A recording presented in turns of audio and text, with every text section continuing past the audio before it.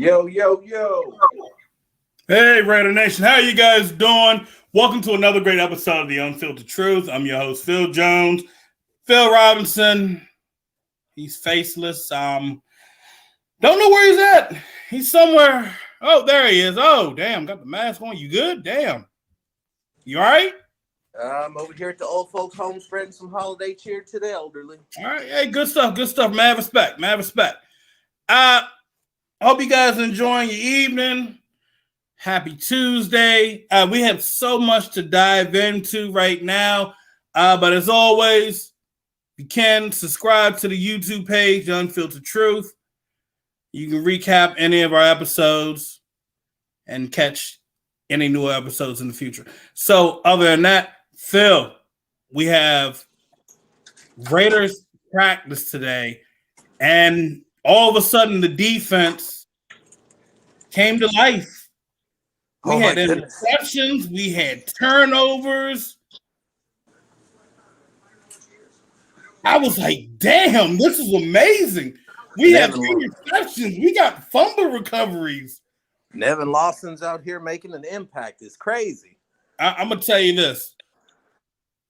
My facial expression when I heard Nevin Lawson got an interception, him of all people got an interception. I mean, it was off of Nathan Peterman, but we're not going to hate. I mean, yeah. I mean, this man was dropping every ball that came his way. But to see that some of these guys are putting it together where, okay, now's the time.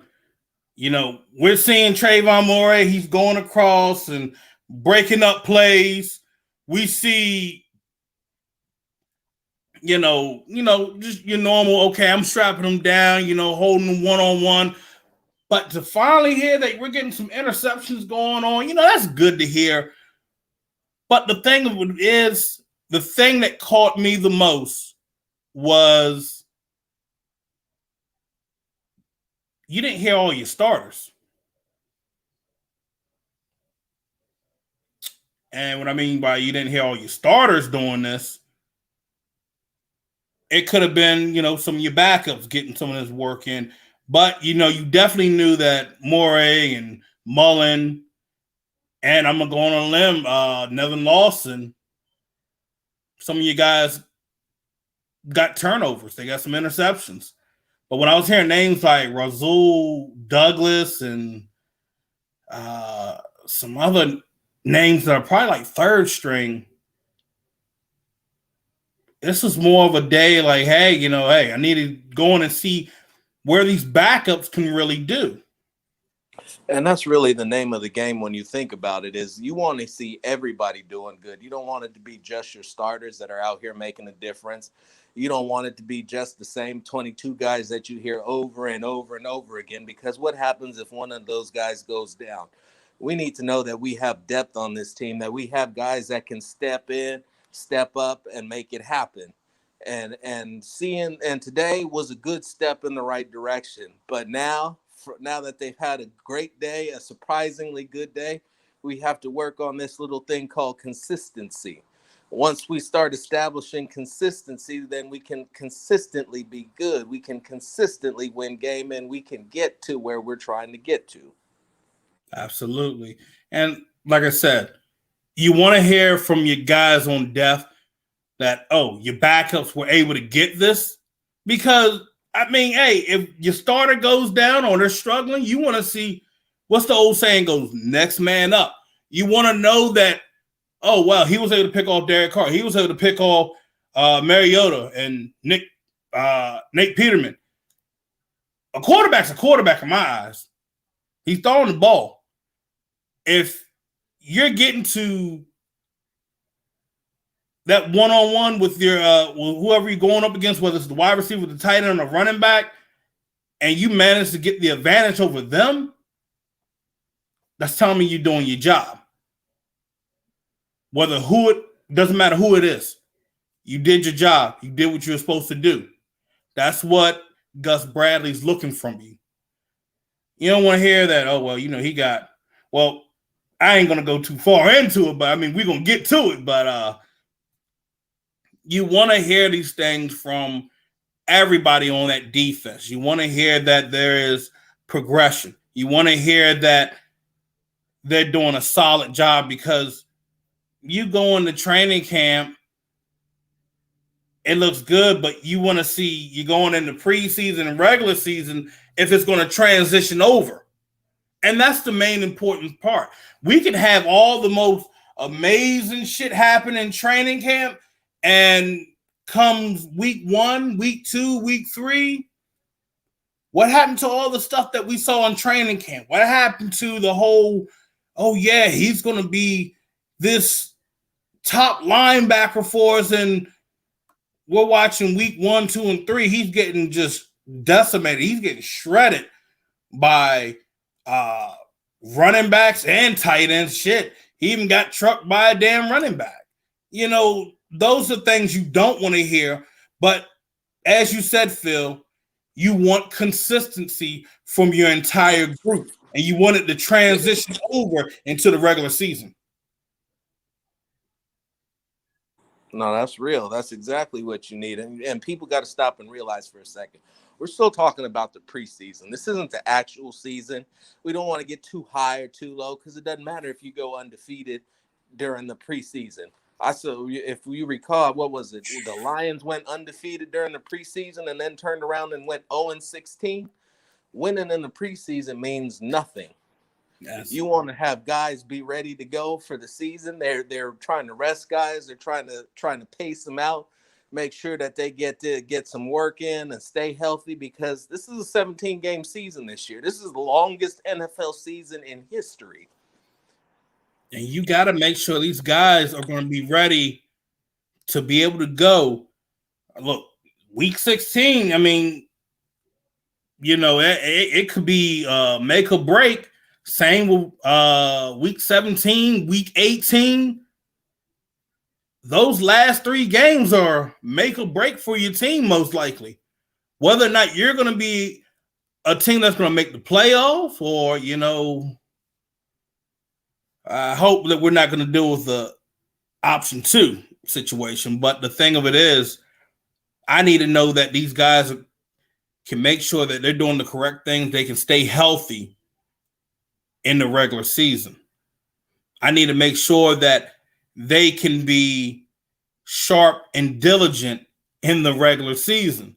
I need to make sure that I'm not going to have guys missing multiple tackles in the regular season. As I'm saying, you said it, and I'm going to say it again. Everything you do in camp, from the weight room to the film room to the practice field, it reflects on what you do on the field when the season starts. And a lot of folks need to realize that, oh, you know, he's not really having that much of a practice, you know, or, you know, you have some folks that are, well, he's looking great in practice, but I'm like, okay, are you going to do the same thing out there during the regular season? Because you can have your amazing workout warriors. I mean, y'all remember Chris Warren, training camp, he looked great. This man was running people over, big, bulky body. Everybody was cheering him on during preseason. Come regular season, this man wasn't even ready. He wasn't even on the team. Exactly. He wasn't even on. Didn't even make the team. I don't know about that. I have my particular feelings about that. But once again, you're talking about the preseason. Yeah, that's true. But hey, one thing that stuck out to me today, Trey Reg is breaking Dallin Levitt's ankles. I mean, we're talking about Dallin Levitt. I don't care, bro. Dramatic. I need to finally hear somebody getting their ankles broken. That's all I wanted to hear. I wanted to hear somebody get their ankles broken. I don't care if it was Dallin Levitt. I don't care if it was Jonathan Abram. If somebody got the ankles broken and they've been screaming for Jesus, Jesus, You sick. I'm just saying, man. Hey, it's football, and you hear a big old running back like, "I'm going to break your ankles." I love it. I would have preferred he ran smooth through his face, but Well, that's just well, me. here's the thing. John Gruden like a running back that can do it all. Got some power and some wiggle.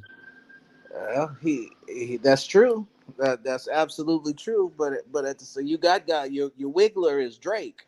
That's That's your true. wiggler. But we got a battle for that number 3 spot right now, That's good. and it's Is grown. You got Regis, you got Rashard, who's currently out, and he could be on the bubble, being the odd man out. You got Bo Scarborough.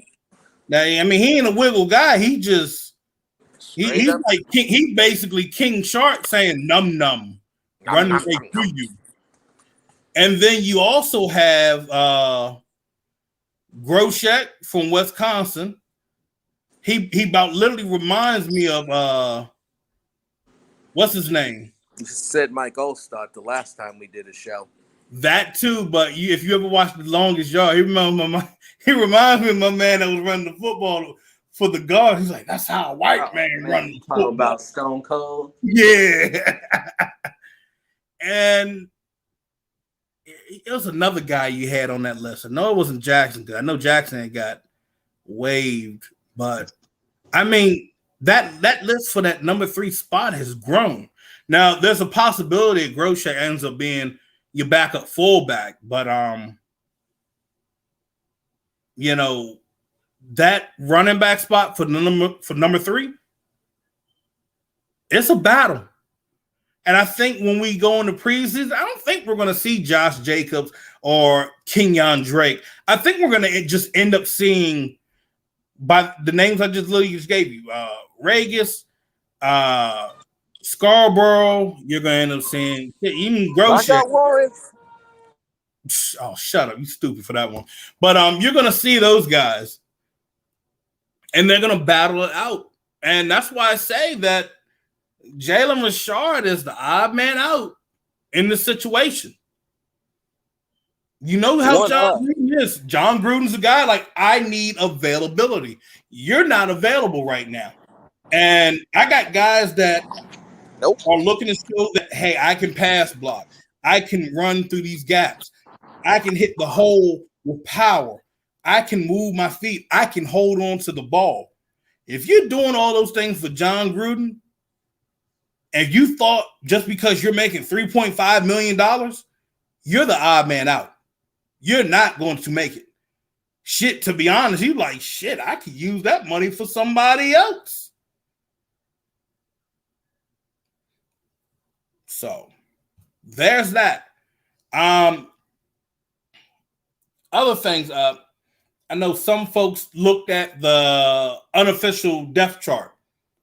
I'm going to tell everybody this once again.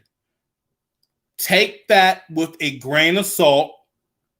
That depth chart was basically put out there, just to have it set up for media, just for something that they can have on file, because you're getting ready to start week 1 for your preseason game against the Seahawks. So you need to have that out there. So it's literally, the definition is unofficial, and it literally says, don't get worked up. Take everything with a grain of salt. And thank you, Kevin. Unofficial. It's unofficial. Relax, people. People like, Tanner Muse is starting? Oh, yeah. Oh, yeah. Breathe. From Nick zero to Kwiatkowski zero. is a backup. Relax. I'm going to break this down right here. What they're doing with this defense, they're going to be having guys rotate in and rotate out.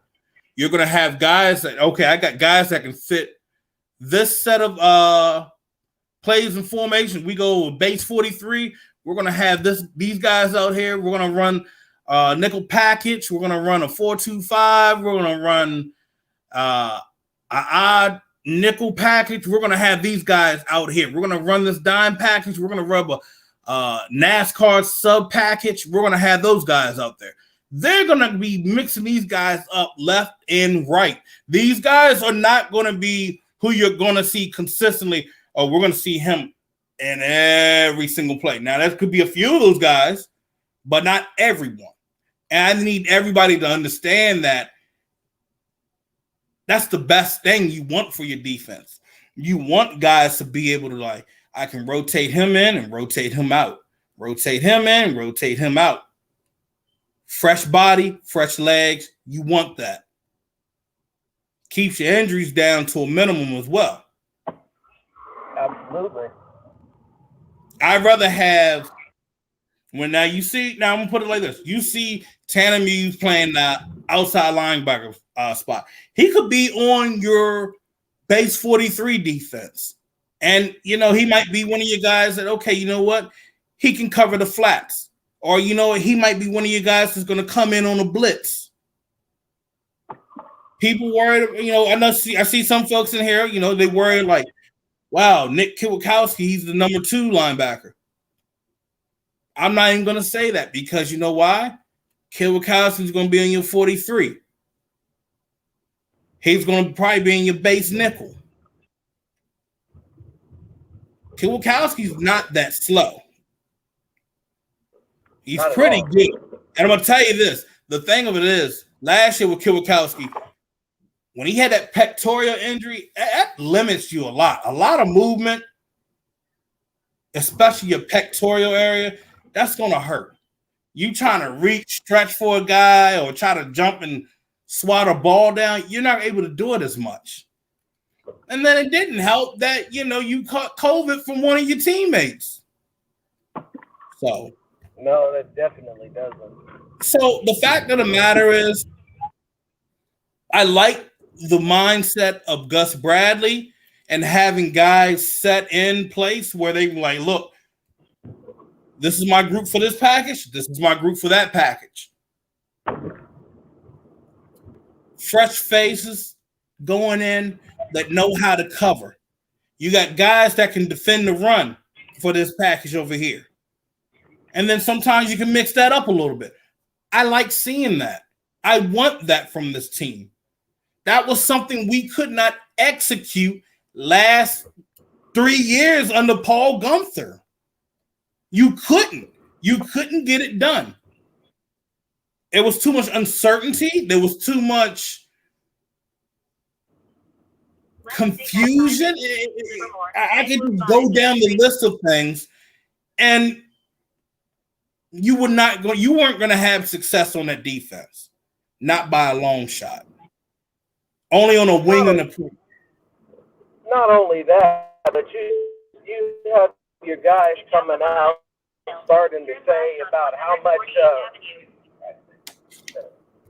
but you got your guys coming out and telling you about how the defensive coordinator had his own agenda, how he wasn't and it shows. A lot of these guys, everybody from what Gus Bradley said, has been hungry to learn, hungry to get better. And so it makes you wonder what exactly was going on under that. You see guys like Tanner Muse suddenly showing up and getting a shot. Now, granted, he was injured, but it's just that type of turnover that is a major question mark about what exactly was being done with the talent that you had. Yeah, you know, that really stuck in my head. It really got stuck in my head from hearing Cleveland Farrell on Friday said that, you know, we don't have a guy that's in here that's, you know, that's going on his own thing, having like his own personal set of ideas and plan. I mean, not sticking on the same page as everybody. And that's worrisome that went on for 3 years. And maybe that's, you know, you're hearing shit from Arden Key, like, you know, maybe it was best for me to get on out of there. It, you know, to be real, it makes sense. But then again, Arden Key was one guy. I mean, but then again, Arden Key was one of them guys where even when he got back there, he couldn't do the damn job. So, you know. Yeah, I mean, Paul Gunther wasn't responsible for his poor tackling ability. I mean, let's keep it Yeah. running. That Arden Key's best pass rush was a spin move in training camp that did never seem to fool anybody when he pulled it in a game. I mean, you're talking about a dude who's 3 years on a professional roster and came out with 1 sack to his credit. Yeah. I mean, you can listen to him say all that wonderful stuff, all that jazz and all that bullshit that he be on, but the reality of the situation is Arden Key wasn't very good. Nope.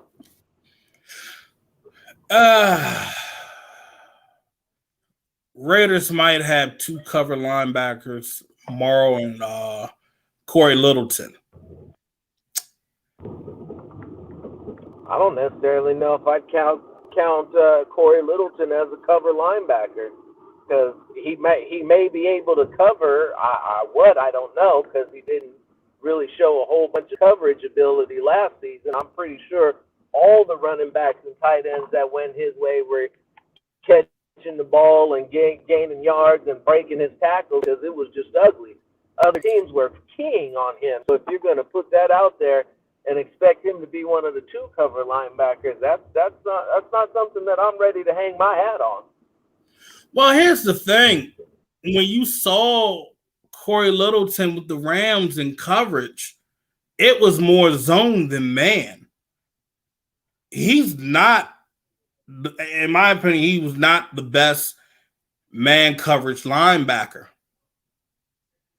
When you saw him in zone coverage, not by a long shot.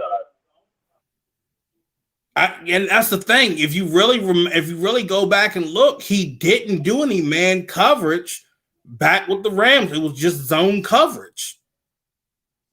And so you see that they moved him inside when it came down to that nickel package. I think he's better there.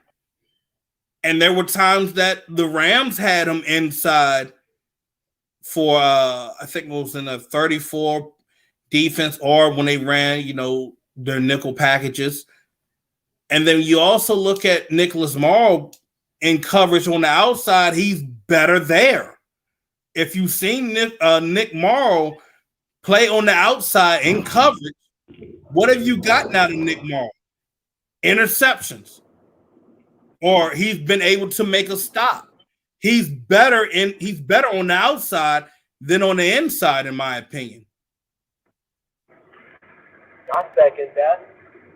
So the thing of it is, like, you have the pieces to the puzzle, but you're just not putting them in, you're not plugging them in the right holes. And that's always been the problem with the Raiders. You get Gus Bradley, he's like, well, he's good in this package, but let's rearrange it. Let's put him right there, and let's go on and put him right there. Now, I'm going to say this. Now, hold on. Earl, I'm going to say this, Rob. Kwiatkowski can cover. Like I said, when you deal with the injury, especially in your pectoral area, it's just a waste to be out there. But the man could get the plays in. The man could make sure guys were getting set, putting them in the right places. So, I mean, you kept them out there. Or, some folks are, hey, I'm going to fight through it. But you're not the best when you're trying to cover and use your hands and move them around. Now, the one thing that... And what you said about... Go on. Can you hear me? Yeah, I can hear you. I said what you said about Bradley is key. I just wanted to touch on that real quick, because the significance is being a coach that's coaching to the ability of his players, not coaching players to his game. Successful coaches coach to their players' ability and help them do what they do best and put them in position to do what they do best. Paul Gunther liked to talk crap about his guys and talk about how they couldn't do what he needed them to do because they weren't grasping the system that he couldn't teach. I mean, and here's the thing, and that's why, like, people saying, well, he wasn't good or he wasn't that good. How can you be good and you have to remember 22 third down fucking plays? 22. You get out there, you about to run this play for your defense, and then you got Paul Gunther on the radio wanting you to audible at the last minute. And this wasn't just when you had Tahir Whitehead there and I say old boy that that came from Tennessee, that was the linebacker. I say his name, but they went through the same thing. Will Compton, that's what it is. Will Compton, he basically said that 22 to 27 plays that these guys had to remember. You know how difficult that is to remember for third down? I mean, like, you have to be fucking Einstein to literally remember that shit and be able to get everybody in place like nothing happened. It's uncomfortable. And then you had Kwiatkowski going through the same thing, basically. You have Nicholas Morrow, not Nicholas Morrow, but you have Corey Littleton coming out and saying basically about the same thing that every linebacker has said about playing under Paul Gunther. And that's a problem. You can't have success in a system like that with a coordinator that is not confident about what he's going to run. How can your players as a whole entire unit be successful if your coordinator, who's supposed to be your leader of men, not confident in what he's running? You will not have success. You will not have players being able to execute. So, I can't really come at all the players anymore because I look at the stunts they were running. You can't have success with piss poor stunts that you want them to run. You want them in different coverages that, well, he doesn't fit that. He doesn't have the speed for that. And some of these guys are acting confused with what they need to run. So you got one guy coming over there to play Superman to make sure that they don't blow a big play. So he's out of coverage. So when you factor everything in, yes, your defense is going to be horrendous shit. Now let's fast forward. We're here at training camp now. You have a defensive coordinator that has won a Super Bowl ring, who is known for the Legion of Boom and has had good success as a defensive coordinator. Even when he's had plenty of injuries on his defense, he's still been able to get things done. So when I tell you, this man is this is the tide turning to, okay, we got somebody that's going to get us on the path that we should have been on long ago. Now, Earl, you talk about what happened in the Miami game. Paulie G was gone by then. Here's the thing. You have Rob Marinelli coming in, trying to put something together. And then you got to also remember you had guys out for COVID on that defense. So you did not have all your starters on that defense. Kwiatkowski didn't even play in that game. You had Keyshawn Nixon starting that corner. Now, do I have to go into any more details with that? I shouldn't have to go into any more details with that. And then you already got Damon Arnett that he came off of not one, not two, but 3 damn concussions. And he said, I'm coming back better than ever. I'm telling you this, you're not going to have what you want out there. You're not going to get what you want. And you got to look, Marinelli had to put together that. They had just literally got done with a Thursday night game, and you got a week of trying to, okay, who am I going to have this week? I got guys that are injured or, guys that had just tested positive for COVID, and I got to try to put together who can we work with? I'm gonna tell you this: the guys they had out there were a hot mess. Those were bargain bin guys out there starting. Now, do we all remember when we had bargain bin players starting out there on defense? Let's take a trip back to when we had Reggie McKenzie back in 2012 with Ron Bartell that was old as Methuselah out there. Didn't look good. So the fact of the matter is, I get it. Not giving these guys a pass, I understand. But when you factor in what went around, I'm not saying I'm giving them a pass, but I'm saying what literally hampered them down from being okay or decent. Because there's some of them guys, I'm gonna be real.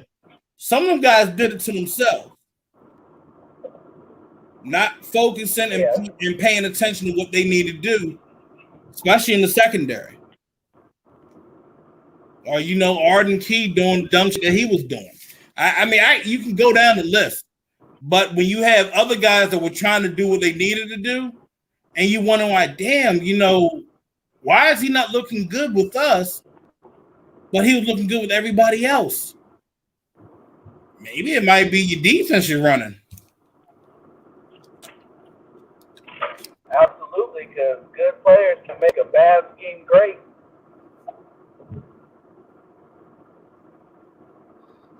And, go on. Younger players trying to get accustomed to life as a professional athlete and being coached by a guy who second guesses himself and is teaching a bad scheme breeds disaster. And that's what you got. Yeah. Yeah, I mean, I don't mean to be just riding coattails and saying the same things that you're saying right behind you, but it's true that Paul Gunther is not a defensive coordinator. Paul Gunther rode Mike Zimmer and Marvin Lewis's coattails all the way and John Gruden to a lesser extent, all the way to the bank.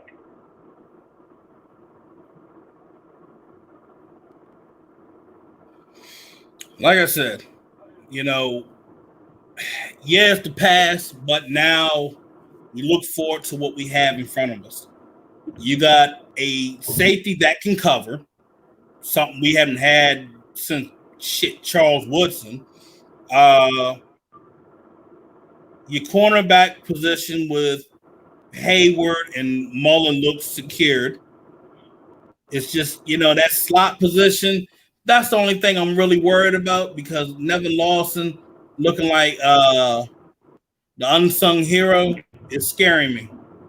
That's terrifying. Second coming Darrell Reeves. Yeah.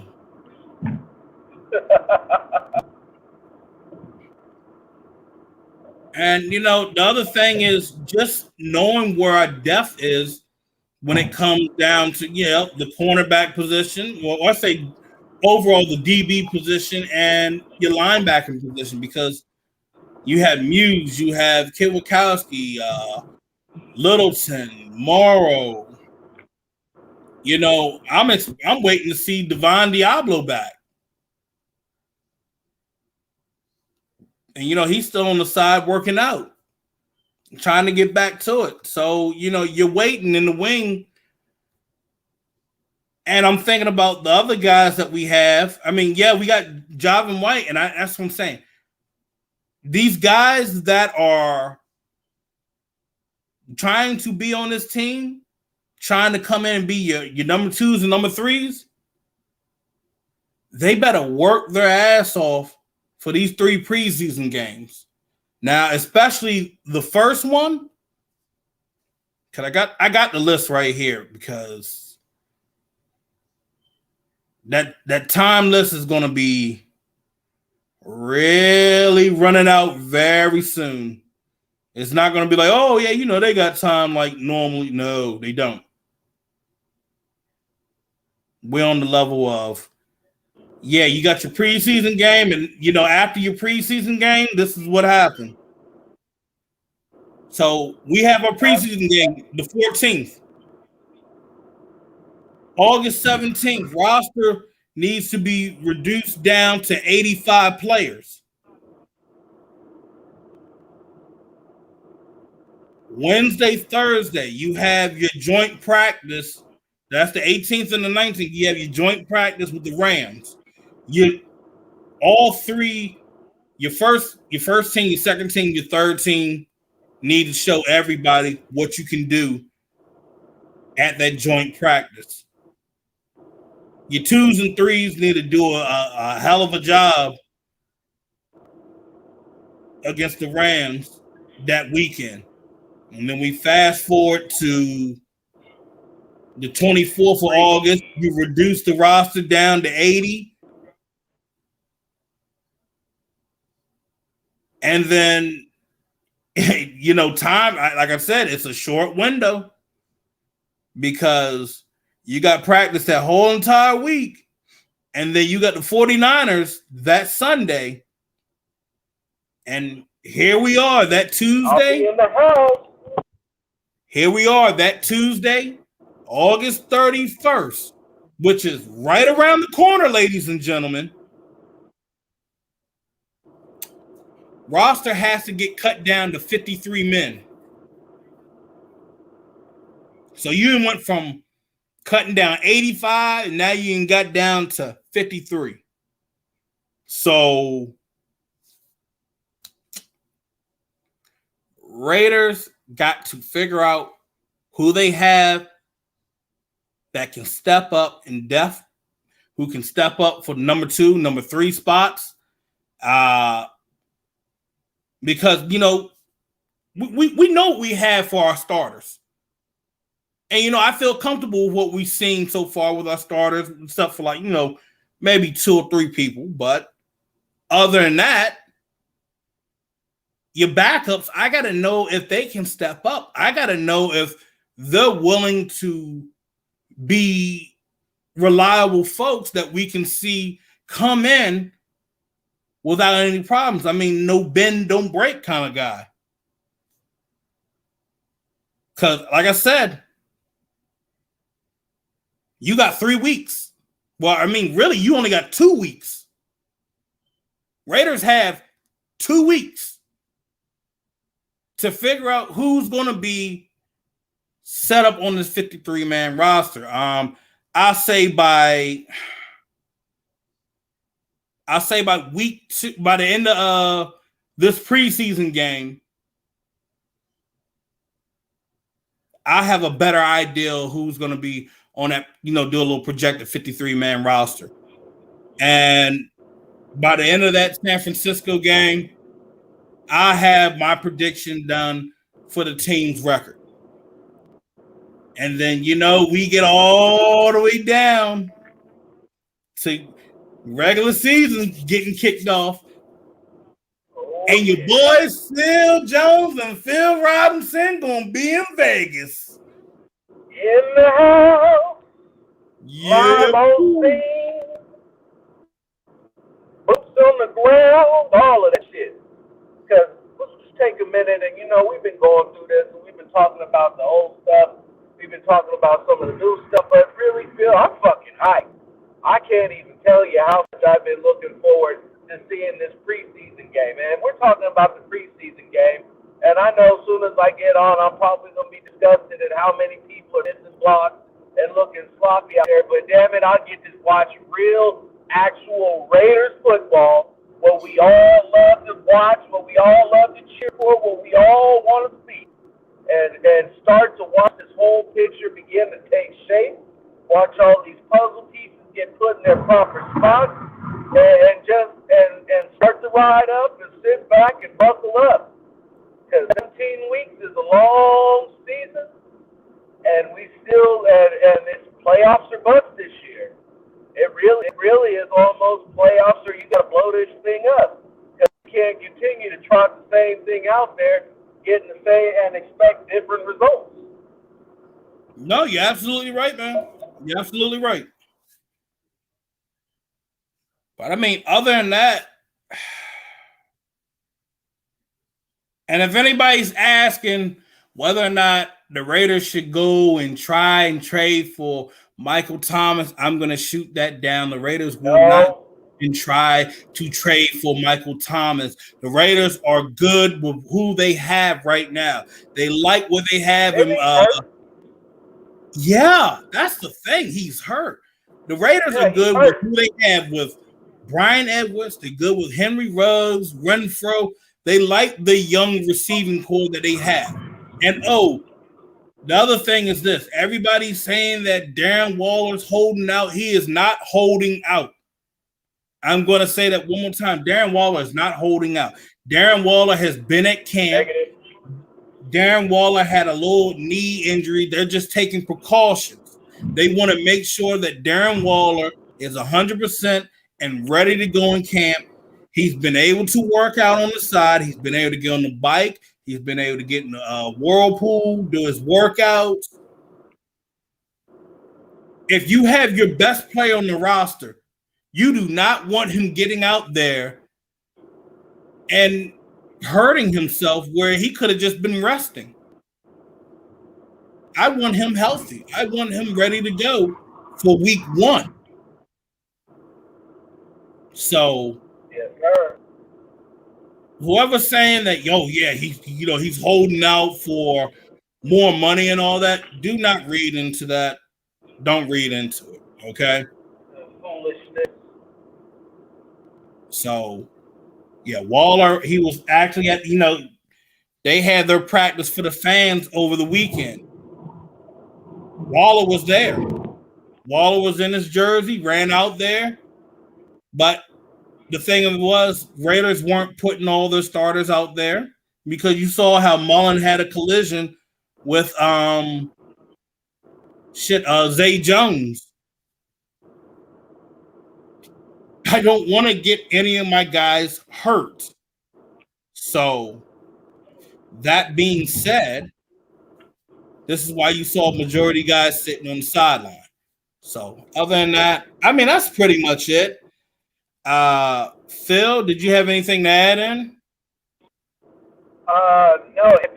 If you haven't already, please hit the like button, subscribe, tell a friend, tell somebody, tell a fellow Raider fan about the Unfiltered Truth. Take a look at all of our archive shows.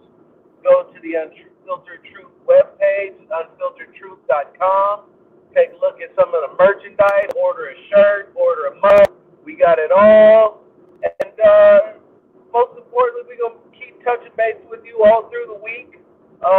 We should have a pre and a post game coming up on Saturday for this preseason game. And live life, be happy, be merry. It's a celebration, bitches. Other than that, subscribe to the YouTube channel. If you guys missed the show, if you guys want to try to listen to it, I know some people go to work early in the morning and they gotta be in a warehouse and get some work in and all that, be on your grind, make your money. Hey, you can listen to the show on Spotify, The Unfiltered Truth. Just look it up. You'll have all of our episodes listed. The episode will be uploaded right after the show. If you got iTunes, it's there. If you have Google Play Podcasts, it's there as well. It's everywhere. Type in The Unfiltered Truth and you'll get what you want. All right, ladies and gentlemen, you guys take care. God bless and enjoy. One last thing. What? Hold on. One last thing. Make sure you guys download the Green Room on Spotify and look for the Unfiltered Truth in the Green Room. If you guys are on Twitter. Okay, he's going in and out. I'll finish that up. Hey, if you're looking to chat, conversate with us, go in and download Spotify Green Room. Download the Spotify Green Room where you can chat and interact with us whenever I put the link out on Twitter or I'll put it out on our Facebook page. You guys can just click on the link, jump in it, and we can all chat, interact. If you have any more questions, you want to know what's going on with the team, we will dive into it and we will talk about it. So, other than that, like I said, I'm Phil Jones. This is Phil Robinson. This is the Unfiltered Truth. You guys take care. God bless and enjoy the rest of your evening.